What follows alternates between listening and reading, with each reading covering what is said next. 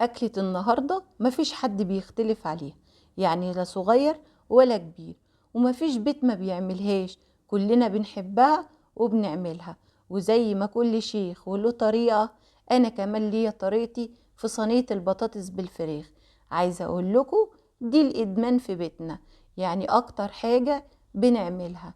ما يعديش أسبوع إلا لما نعملها على الأقل مرة في الأسبوع ناكل منها.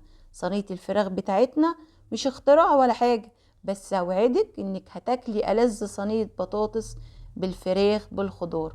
معانا معلقة زبدة كده، هنقطع فيها البصل بالطريقة دي كده، وهنديله تشويحة مش هنحمره، وهننزل بالطماطم عليها معلقة سكر، رشة من البابريكا، كزبرة ناشفة معانا كده زي ما انتوا شايفين بالطريقة دي، معلقة من بودرة الماجي اختياري وبتدي طعم حلو، رشة من الفلفل الاسود، وهنقلب الكلام ده كله زي ما انتوا شايفين كده. قلنا مش هنسبك، بس هنشوح البصلة بتاعتنا بالطماطم، هننزل بالملح بتاعنا وعليهم قرن فلفل حار اختياري. ايوه كده. يلا بقى الفراخ بتاعتنا مغسولة كويس، وهننزل بيها بالشكل ده كده، رشة من الفلفل الاسود بتاعنا كده على الفراخ. الخضار بتاعنا اختياري، هنحط بطاطس بسلة، هنزل بجزر معاكو، هننزل بكوسة، عندك فاصوليا حطي، اي خضار انتي بتحبيه هتنزلي بيه. وطبعا لو لسه ما اشتركتيش ياريت تشتركي وتفعلي الجرس عشان يوصلك اشعارات بكل جديد.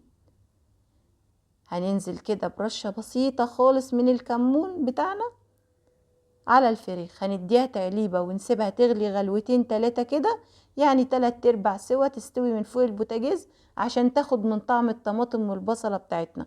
هندخلها الفرن تحمر معانا وتكمل السوا. هنا معلقة زبدة على شوية زيت، وهننزل عليها بلسان عصفور هنحمره. هنعمل رز بلسان العصفور، حبة رز ابيض براحتك، ولو رز بشعرية حاجة ترجعلك، بس اوعدك انك لو جربتي الرز بلسان العصفور هتنسي اصلا ان في رز اسمه حباية وحباية. صدقيني ده بديل للرز الحباية وحباية، لان فعلا طعمه ألذ بكتير. شوحنا الرز كويس كده ونشفناه، هننزل معلقة من بودرة الماجي، وزي ما قلتلك اختياري رشة فلفل اسود، وهننزل بالملح بتاعنا نظبطه، مية مغلية، وكده تمام. الرز بتاعنا هنزوده، اول ما يغلي نوطي عليه ونسيبه يستوي.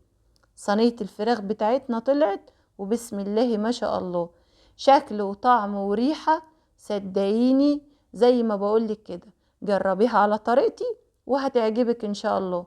الرز بتاعنا مفلفل وزي الفل، يعني مش معجن. شوفي كده الرز بتاعنا بسم الله ما شاء الله، مش محتاجين غير شوية سلطة خضراء وكده تمام معاكي، واكلة متينة محدش يختلف عليها. يلا بقى قدميها زي ما انت عايزة، سيبيها في الصينية، اعمليها كده كل واحد طبق زي ما انت شايفة، حاجة ترجعلك وبراحة راحتك. وهي دي كانت وصفتي النهاردة واكلتي، يا رب تكون نالت اعجابكم. اشوفكم على خير ان شاء الله في وصفة جديدة واكلة جديدة. ما تنسيش تشتركي وتفعلي الجرس عشان يوصلك كل جديد. والسلام عليكم.